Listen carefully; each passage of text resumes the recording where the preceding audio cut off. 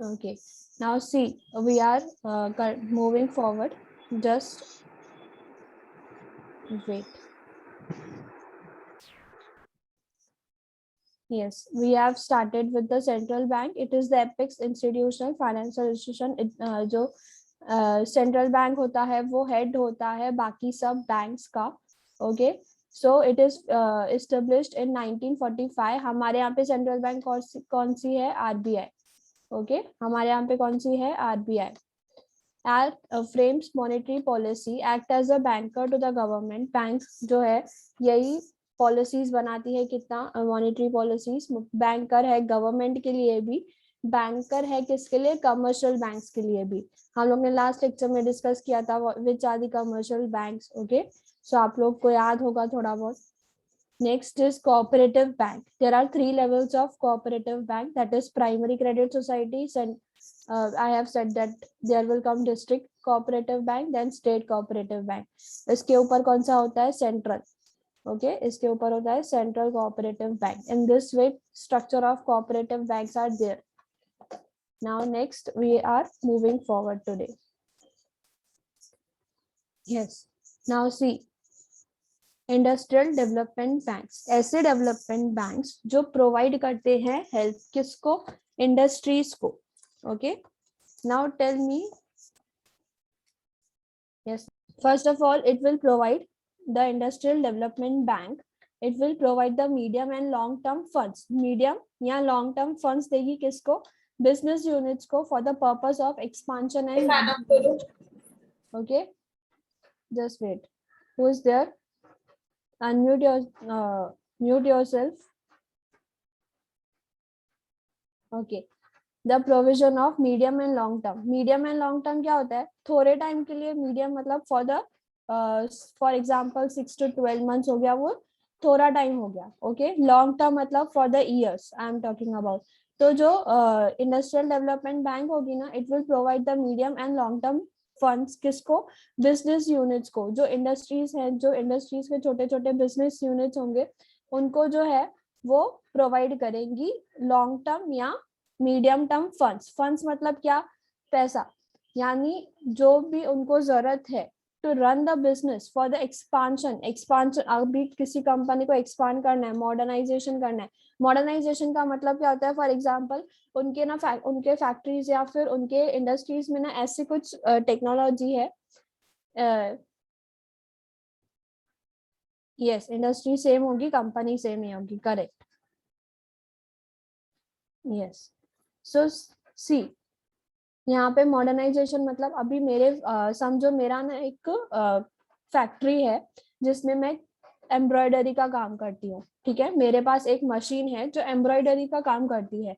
तो eight that time अभी मेरी जो मशीन थी वो बहुत ही स्लो काम कर रही थी, लेकिन मार्केट में ऐसी नई मशीन है जो बहुत फास्ट काम करती है, फास्ट एम्ब्रॉयडरी करती है, फास्ट सब कुछ करती है. तो मैं क्या करना चाहती हूँ? अपने फैक्ट्री को मॉडर्नाइज करना चाहती हूँ. मुझे ऐसी फैक्ट्री, ऐसी मशीन लानी है जो फास्ट काम करे, जल्दी काम करे, ज्यादा प्रोडक्ट्स बनाए. तो मैं क्या कर रही हूँ? एक मशीन से दूसरी मशीन पे खुद को शिफ्ट कर रही हूँ मॉडर्नाइजेशन की तरफ. जो भी ट्रेंड है उसके हिसाब से मैं अपना चेंज कर रही हूँ. तो उसको चेंज करने के लिए कुछ फंड्स चाहिए. अभी इतना मशीन जो होता है वो बहुत कॉस्ट होता है उस मशीन का. So lot of amount is involve. तो वो इतना अमाउंट कहाँ से आएगा हम लोग को? इंडस्ट्रियल डेवलपमेंट बैंक से आएगा. Okay, so long term and medium term funds होते हैं. किसको प्रोवाइड करती है? बिजनेस यूनिट्स को. किसके लिए? Expansion and modernisation. Next is underwriting of shares issued by the public limited companies. Again and again I have said that underwriter का role क्या होता है? The role of underwriter is to purchase the shares. जो भी shares subscribe नहीं हुए हैं, the part of the shares which is not subscribed by anyone, वो पार्ट ऑफ द शेयर्स कौन सब्सक्राइब करेगा? Industrial development banks. वो क्या बोलती है? We will underwrite the shares issued by the public limited companies. जो भी public limited companies shares निकालेगी, अगर some part of it will not be subscribed, so we will subscribe it. Next function is purchase of debentures and bond. Purchase of debenture and bond, the industrial development banks will purchase किसका? shares नहीं, क्या purchase करेंगे? Debentures and bonds. आपको पता है debentures and bonds होता है वो क्रेडिटर्स बन जाएंगे। कौन क्रेडिटर बन जाएगा? Industrial development bank. ये जो है डिबेंचर एंड बॉन्ड जो है क्या है? बोरोड कैपिटल है। It is not owned capital, ये बोरोड कैपिटल है। आप लोग ने एसपी में पढ़ा है। सो ये जो इंडस्ट्रियल डेवलपमेंट बैंक्स हैं will become the creditors of the company by purchasing the debentures and bonds. Okay, next is, just wait.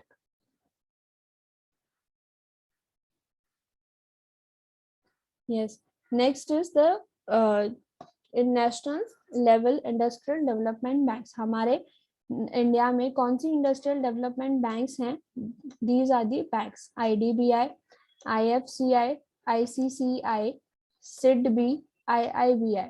Okay, you have to find out the full form of these and tell me. Okay, आप लोग को इसका full form find out करना है, इसका एक दो role find out करना है कि what are there work. So take a screenshot और नोट इट डाउन कि आप लोग को ये करना है. National level industrial development banks पे ये सारी बैंक्स हैं जो रोल हम लोग ने जो पहले वाला रोल पढ़ा ना कि व्हाट आर देयर रोल, कि to provide the medium and long term funds to business units, underwriting of shares, issue purchase of debenture and bonds. So this is the role carried out by them. Okay, yeah, just wait.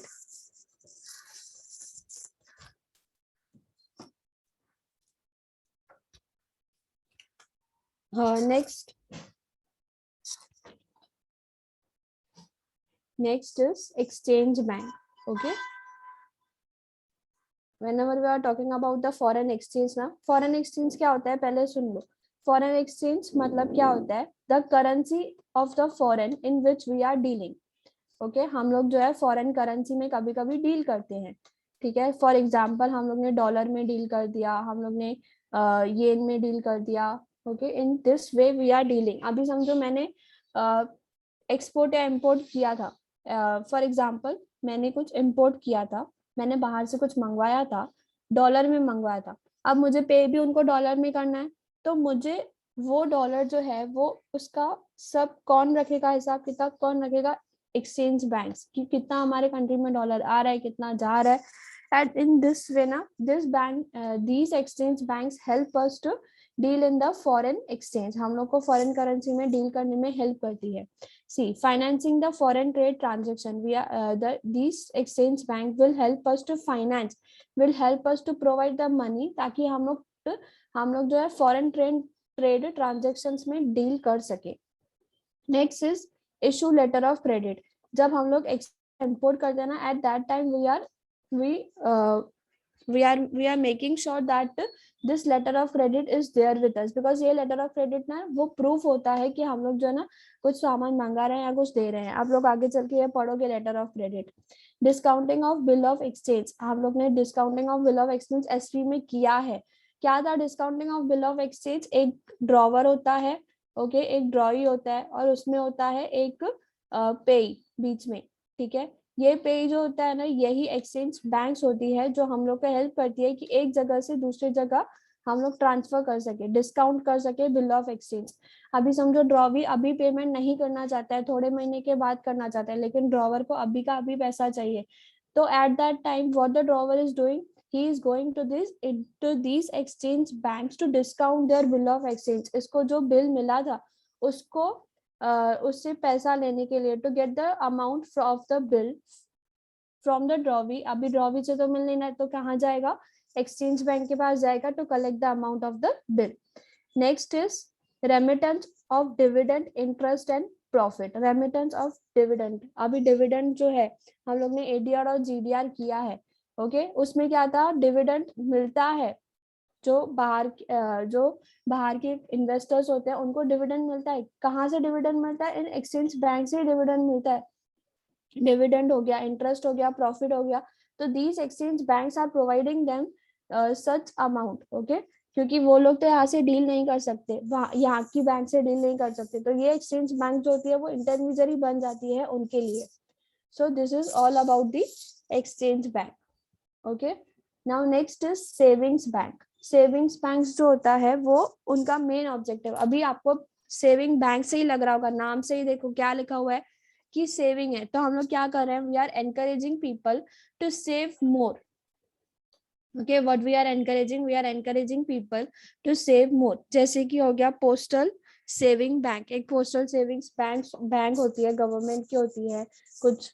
Okay, commercial bank, हम लोग उसमें fix deposit खुलवाते हैं, saving account खुलवाते हैं। Cooperative bank में हम लोग ने देखा कि 4 लेवल्स हैं, उधर भी हम लोग at the village level, at the town level, at the district level, there are different types of bank which help us to encourage the savings. हम लोग को सेव करना है पैसा, so these savings bank are for that.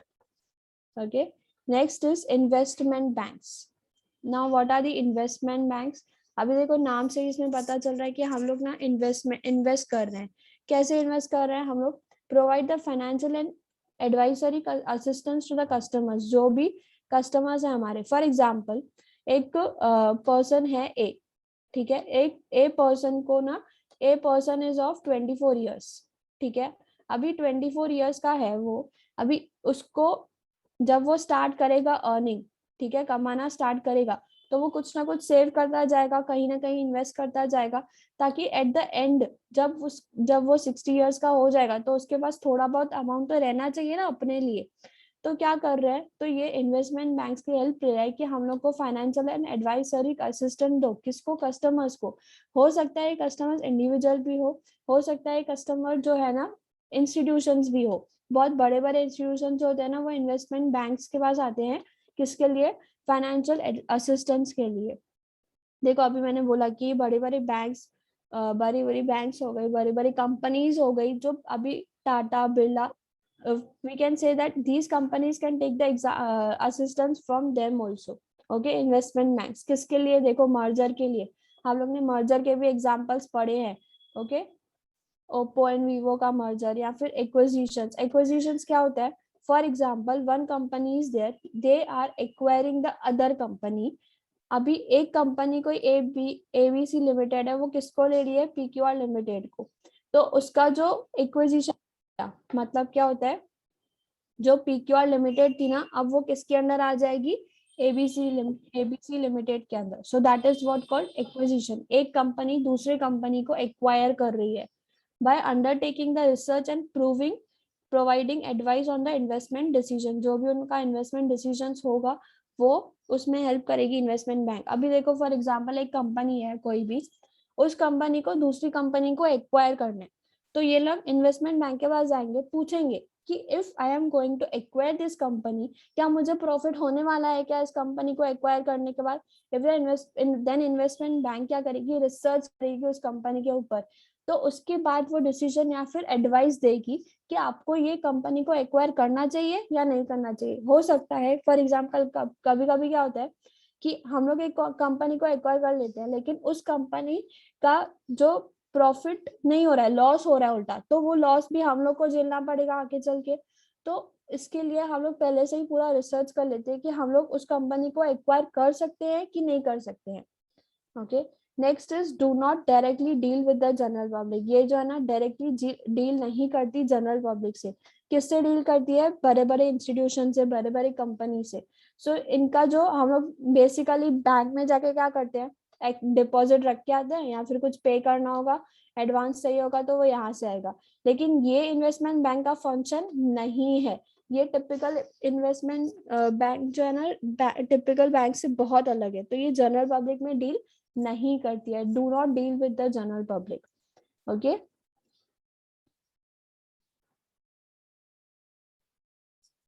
Yes, some banks are in loss. Okay, कुछ banks ऐसी हैं जो लॉस में हैं। तो इसका मतलब जब उनको एक्वायर करना होता है ना, अभी देखो इन अभी इसके नेम में भी क्या है? स्पेशलाइज्ड, मतलब they are these banks are there for the special role. अभी उनका रोल क्या होता है? देखो इंडस्ट्रियल डेवलपमेंट बैंक्स हो गई, ये किसको, ये देखो ऊपर का हेडिंग पर हो, ये देखो इंडस्ट्रियल, ये इंडस्ट्रीज को हेल्प करेंगी बैंक्स, ठीक है, ये जो होगा वो इंडस्ट्रीज को हेल्प करेगी, ये एग्रीकल्चर को हेल्प करेगी, एग्रीकल्चर को आगे बढ़ाने के लिए हेल्प करेंगी। एक्सपोर्ट इंपोर्ट एक्सिम बैंक होती है, एक्सपोर्ट इंपोर्ट में हेल्प कराने के लिए। हाउसिंग डेवलपमेंट बैंक जो हाउसिंग के रिलेटेड काम करेगी। अब इनका देखो स्पेशल पर्पस है, एक special purpose is there for them, ठीक है, एक स्पेशल पर्पस है जिसके लिए ये बैंक्स बनी हुई है, that is for industries, agriculture, export import, housing bank, इसमें ये सब डिवाइड किया हुआ है। तो in the name itself it is saying that these banks are there for the special purposes. Okay, if I am talking about, अभी आपके text book में है, ठीक है, अब देखो SIDBI, that is small industries development bank of India. इसका role क्या है, इसका रोल जो है ना, इसका रोल है कि जो micro, okay, micro, small and medium scale जो इंडस्ट्रीज है, माइक्रो मतलब सबसे छोटी कंपनी, उसके बाद आता है स्मॉल का, उसके बाद आता है देन मीडियम, ठीक है, इन इंडस्ट्रीज को ना हेल्प करने के लिए कौन है, SIDBI, that is small industrial development bank of India. ये कब एस्टेब्लिश हुई थी, 1990 में। When it was established, it was established in 1990। Next you have NABARD, okay, that is National Bank for Agriculture and Rural Development. In page number 60 it is there, okay, if you want to see you can see that National Bank for Agriculture and Rural Development, it is the bank which is there for the development of agriculture, okay। ये क्या करती है, short term and long term credit देती है through regional rural bank. इसका main concern क्या है, agriculture को बढ़ाना, अदर एक्टिविटीज जो है रूरल इंडिया में वो बढ़ाना, okay. Next is EXIM bank, that is export import, export and import of India, something like that, full form is there, okay। You have to check export exim bank in your textbook, it is also given export and import bank, okay। export and import bank जो है ये कब काम करती है, it is there for coordinating the working of the institution engaged in finance export import of export, financing export and import, finance करती है क्या, export and import of the India। So this is all about the specialized banks जिनका कुछ special purpose होता है, okay। There are mainly two functions involved in the function of bank, that is first is primary function, second is secondary functions, okay। First primary functions में दो functions कौन से होते हैं जो आप लोग ने बताए, एक्सेप्टिंग डिपॉजिट्स, डिपॉजिट्स जाके डिपॉजिट्स रखते हो ना बैंक में, कुछ पैसा डिपॉजिट करके आते हो। Next is granting loans, other function of the bank is to give the loan and advances, we will see each and everything, okay. Second agency and utility functions, agency functions and utility functions। Now I want you all to write the heading of these, okay। First is the agency function, first is accepting deposits, accepting deposits, which type of deposits there are, yes anyone, कौन से bank में deposits देखते हो,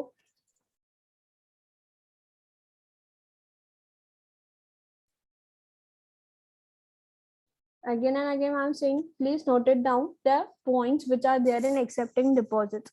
First is time deposits, that is according to the time, अभी आपको time दिया, time deposit कैसा होता है, फॉर एग्जांपल 2 to 3 years में उनका मैच्योरिटी हो जाता है, ओके जैसे कि फिक्स्ड डिपॉजिट हो गया। फिक्स्ड डिपॉजिट में क्या होता है, we are depositing some fixed amount, after the 2 or 3 years we will get the amount also and plus interest also, so that is there in the accepting deposit। तो first आप लोग heading लिखोगे, what you are writing, time deposit, okay। First is time deposit, next is recurring deposits, recurring deposit,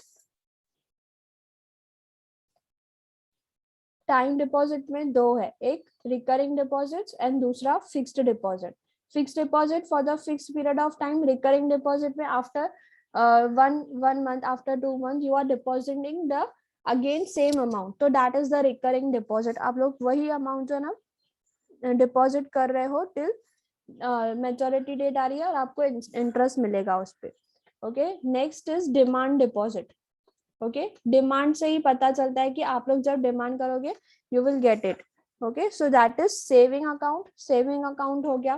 जैसे कि आप लोग ने अपना जो पैसा है आप लोग ने सेविंग अकाउंट में डाला, लेकिन अभी आपको जब जरूरत पड़ती है at the time of the need, you can withdraw this amount. इसमें क्या था, ये आप इसमें फिक्स्ड डिपॉजिट और रिकरिंग डिपॉजिट में आप नहीं निकाल सकते हो जब तक उसका मैच्योरिटी नहीं होता, लेकिन डिमांड डिपॉजिट में आप लोग तभी का तभी ही निकाल सकते हो। Okay, that is saving account. उसके बाद है इसमें दूसरा current account. Current account, I am saying that current account is for the businessman. Okay, saving account पूरे जनरल पब्लिक के लिए होता है, सबके लिए होता है, लेकिन जब हम लोग करंट अकाउंट की बात करते हैं, that current account is only there for business persons. Why? Because current account में ना ओवरड्राफ्ट फैसिलिटी होती है which is to be given to the business person. क्योंकि आप लोग ने ओवरड्राफ्ट फैसिलिटी पढ़ा है एसपी में कि जब एक बिजनेसमैन को एक लिमिट, अभी फॉर एग्जांपल 50 लाख का उसको अमाउंट किधर पे करना है, लेकिन उसके अकाउंट में सिर्फ 30 लाख ही है, तो जो 20 लाख होगा वो उसको बैंक की तरफ से मिलेगा कि आप जाके बिजनेस ट्रांजेक्शन करो, तो ओवरड्राफ्ट फैसिलिटी बन जाएगी वो। ठीक है, तो ये किसको मिला जाता है? करंट अकाउंट किसके लिए होता है? बिजनेस पर्सन के लिए होता है। And also this account is operated by business and other commercial organization, that is hospital, educational institutions. Why? Because ये अकाउंट सेविंग के रिलेटेड नहीं है, ये अकाउंट किसके रिलेटेड है? Business transaction and other commercial transaction से के रिलेटेड होता है। Okay, so this is accepting deposits. There are two type of deposits, that is time deposits and demand deposits. Okay, after this इसमें आपको टाइप्स लिखना है कि डिमांड टाइम डिपॉजिट्स में क्या है, fixed deposit and recurring deposits, and demand deposits में saving and current account. Is it okay everyone? Write it in the chat box.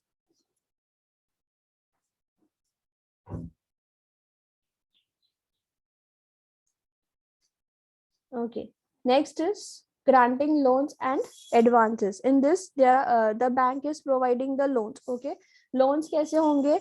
Short term loan, medium term loan, long term loan. Okay, in this way you can the bank is giving the loan. Okay, अभी जब हम लोग short term loan की बात करें तो short term loan कितना आएगा? For a period of up to 1 year, 1 साल के अंदर तक शॉर्ट टर्म लोन आ जाएगा। Okay, if you are talking about short term loan तो कब तक आएगा? अप टू 1 ईयर, 1 साल तक आएगा। Next is medium term loan. When we are talking about the medium term loan तो कब तक आएगा? 1 to 5 years। कब तक लगाएगा? 1 to 5 years। And long term loan about 5 years। Okay, किसके लिए होता है? वर्किंग कैपिटल आपने पढ़ा है कि डे टू डे एक्सपेंसेस को चलाने के लिए बिजनेस को चाहिए होता है। So these are given for the loans are given for the businesses to operate the working capital or operate the day to day expenses. Okay,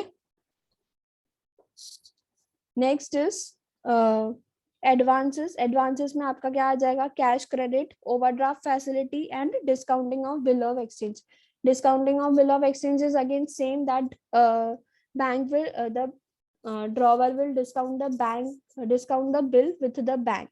Okay, overdraft facility, जब businessman को चाहिए होता है extra amount, at that time the bank is giving that amount to meet the daily requirements. ये temporary होता है, हमेशा के लिए नहीं दे देती है बैंक, जब उसको चाहिए होता है तब देती है। एंड आफ्टर दैट द जिसके पास अमाउंट दिया है that will repay to the bank along with the interest. Okay, cash credit जो होता है it is provided to the current account and saving account holders, दोनों को ही दिया जाता है cash credit facility, current account as well as saving account. Okay, it provides the working capital for the long period of time. लेकिन इसमें फर्क क्या है कि इंटरेस्ट रेट हायर होता है कैश क्रेडिट में, और सेपरेट अकाउंट मेंटेन करना पड़ता है कैश क्रेडिट। ओवरड्राफ्ट में ऐसा कुछ अकाउंट नहीं मेंटेन करना पड़ता है। ओवरड्राफ्ट में जो करंट अकाउंट होगा ना उसी पे हम लोग ओवरड्राफ्ट फैसिलिटी निकाल सकते हैं, लेकिन जब कैश क्रेडिट की बात आ जाएगी ना तो separate cash credit account is maintained. Okay, next is secondary functions. Okay, that is agency functions and utility functions. अभी इसमें क्या आ जाएगा एजेंसी फंक्शंस में? जैसे कि पीरियडिक कलेक्शन एंड पेमेंट। अभी पीरियडिक कलेक्शन जैसे कि for the 6 months company is providing dividend, ठीक है, 6 मंथली प्रोवाइड कर रही है डिविडेंड, तो किसका डिविडेंड कलेक्ट करने का काम हुआ? बैंक का। ठीक है, कुछ पे करना है, आप लोग को पता होगा कि फॉर एग्जांपल आप लोग को लाइट का बिल पे करना है, टेलीफोन बिल पे करना है, तो if you are giving instructions to the bank will automatically deduct the amount and pay your bill. So that is payment, periodic collections. Okay, next is portfolio management. Now what is portfolio management? Just wait. See, what is portfolio? Portfolio क्या होता है? मेरे को company के, I am investor, मैं as a investor आपको बता रही हूँ, मेरे को कंपनी के कुछ शेयर्स चाहिए, इसमें मैं इन्वेस्ट करना चाहती हूँ, मुझे चाहिए, मुझे लग रहा है कि मैं थोड़ा डिबेंचर्स में भी इन्वेस्ट करूँ, मुझे लग रहा है कि कंपनी और कुछ प्रोवाइड कर रही है ना, मेरे को उसमें भी इन्वेस्ट करना चाहिए। ठीक है, तो मैं क्या कर रही हूँ ना, बॉन्ड है, समझो बॉन्ड में भी इन्वेस्ट करना है, तो मुझे पता नहीं है कि मुझे कितना अमाउंट किसमें इन्वेस्ट करना चाहिए, मुझे पूरा जो अमाउंट है ना, फुल अमाउंट, ये देखो, ये फुल अमाउंट जो है ना कितना है, फॉर एग्जाम्पल 50,000 का। ठीक है, ये 50,000 का मेरे पास ऐसे ही पैसे पड़े हैं, मुझे ना इसमें इसको इन्वेस्ट करना है। अब मुझे चाहिए मैं किसी कंपनी में ना इन्वेस्ट करूं, लेकिन कितना इन्वेस्ट करूं आई डोंट नो। ठीक है, तो मैं क्या बोलूंगी ना, बैंक को, इन्वेस्ट एक पोर्टफोलियो बनाओ। पोर्टफोलियो मतलब एक, मुझे बताओ कि मुझे किसमें कितना इन्वेस्ट करना है। फॉर एग्जाम्पल मुझे 20,000 जो है ना शेयर्स में इन्वेस्ट करने चाहिए। शेयर्स में कितना इन्वेस्ट करना चाहिए? 20,000। अभी मैंने 20,000 शेयर्स में इन्वेस्ट कर दिया, बाकी मेरे पास कितना बचा? यस, मैंने शेयर्स में इन्वेस्ट कर दिया 50,000 में से 20,000 मेरे को शेयर्स में लगानी है, बाकी का कितना बचा?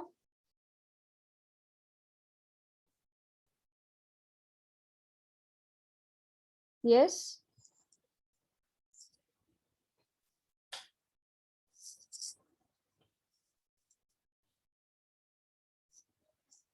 Payment, periodic collection. Okay, next is portfolio management, fund transfer करना। आप लोग ने देखा होगा कि एक जगह से दूसरी जगह फंड ट्रांसफर होते हैं, ठीक है, with the help of bank. तो ये जो ना, कौन फंड ट्रांसफर कर रहा है? अब एक ब्रांच, अब यहाँ पे सिर्फ एक एक इन्वेस्टर इन्वॉल्व नहीं है, पूरी की पूरी बैंक इन्वॉल्व है। एक ब्रांच से दूसरे ब्रांच में जब पैसा जाता है, okay, that is also the fund transfer. For example यहाँ पे कंपनीज का भी होता है, एक कंपनी से दूसरी कंपनी में पैसा जा रहा है, तो that is the fund transfer. हम लोग एक जने की यहाँ पे बात नहीं कर रहे हैं, पूरी कंपनी या पूरी इसकी बात कर रहे हैं, बैंक की बात कर रहे हैं।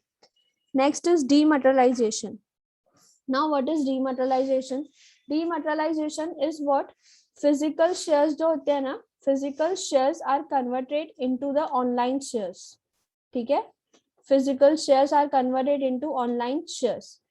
अभी देखो, फिजिकल शेयर्स ऑनलाइन शेयर्स में कैसे कन्वर्ट करने का काम किसका है? बैंक का है। Bank provides the dematerialisation facilities to the clients to hold the securities in the electronic form. Electronic form में जो है ना, बैंक होल्ड करती है, फिर बाय या कुछ सेल करना होगा तो वो करेगी। अभी फिजिकल शेयर्स का मतलब क्या होता है? पेपर वाला शेयर, जो पेपर फॉर्मेट में होगा ना, अभी किसके फॉर्मेट में आ रहा है? अभी आ रहा है इलेक्ट्रॉनिक फॉर्म में, एक इलेक्ट्रॉनिक डॉक्यूमेंट आ रहा है, समझो पीडीएफ आ रहा है कि उसके पास इतने शेयर्स पड़े हैं, ऐसे करके कुछ आ रहा है। So that is the conversion of physical shares into online shares electronic format, तो that is the dematerialisation of shares. Next is forex transactions. Forex transactions मतलब forex, that is foreign and exchange transaction, the transactions which are related to the currency of the other countries, so that is also included in the agency function. तो bank जो है bye और cell करेगी foreign currency in on the behalf of their clients, तो ये कहाँ पे आ जाएगा? एजेंसी फंक्शन में आ जाएगा। Next is utility functions. Okay, utility functions में क्या आता है? Issue of draft and cheques, कुछ चेक इशू करना है, कुछ ड्राफ्ट बनाना है, तो that will be included in the utility functions. Okay, next is locker facility. Banks में लॉकर होते हैं जहाँ पे आप अपनी ज्वेलरी रखते हो, कुछ पेपर्स रखते हो important, so this is all included in the utility function, that is locker facility. Project report, project report banana, I will tell you project report क्या होता है। See, मुझे ना एक कंपनी है, for example one company is there, उसको ना एक लैंड परचेस करना है या फिर ऐसे कुछ और कोई फंड्स परचेस करने हैं मार्केट से। तो वो फंड्स वो कहाँ पे लगाएगी, all this will be record, all this will be done by the bank. तो एक प्रोजेक्ट रिपोर्ट बना के देगी कि आप जिस प्रोजेक्ट में इन्वेस्ट करना चाहते हो, आप जिस लैंड में इन्वेस्ट करना चाहते हो, वो आपके लिए फीजेबल है कि नहीं। आपके रेज्यूमे में एक वर्ड पढ़ोगे आप, फीजेबल, दैट इज आपके लिए वो प्रॉफिटेबल है कि नहीं है, तो that report will be made by bank. Okay, next is gift cheques. Okay, bank issue gift cheque and gold coins to account holders as well as non account holders. ये किसके लिए यूज होता है, by the clients for the purpose of gifting on occasions like wedding हो गया, birthday हो गया। तो बैंक क्या करती है, कुछ गिफ्ट देती है उसके क्लाइंट्स को। Okay, next is underwriting services. Already we have discussed underwriting services, that the bank will subscribe the shares of the companies. Okay, gold related services जो होंगे वो भी बैंक जो है ना प्रोवाइड करेगी। banks are commercially buying and selling the gold or other gold ornaments from the customers. customer से जो है ना बाय करेगी या सेल करेगी gold ornaments on the large scale basis. In this way the bank is providing the utility functions. Okay, so these are the functions of bank: primary function and secondary function.